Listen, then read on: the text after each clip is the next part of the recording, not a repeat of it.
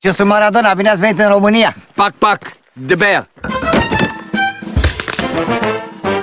Fraților, am făcut rost de banii de salarii. Lasă vrăjeala! Și de data asta e pe bune.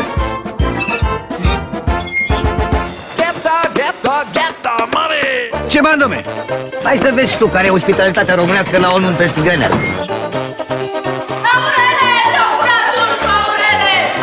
Pac, pac. Prinde-l, bă! Aoleu, f-a scăpat ursul, ce stai să te uiți?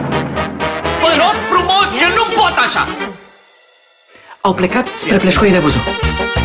Ăla era urs, să mor eu. Vi-l prezint pe domnul Hans din Germania. Aplauzi! Toți inventatorii, iar el e handicapat. Dar n-am iubit nimic pe lume, mai mult ca ursul ăsta. Listen, Ursen. Sprechen Sie Deutsch? Ia. Opa! Danke, Șoșon! Băi, l-a văzut careva pe neamț? Domnul Hans! Băi, care mi-a șutit pe neamț? Că vă vând neamul în cur la toți! Ce vorbești, bă? Și...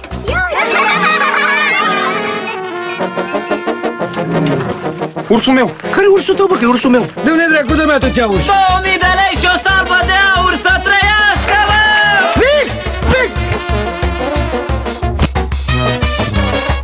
Oh my God!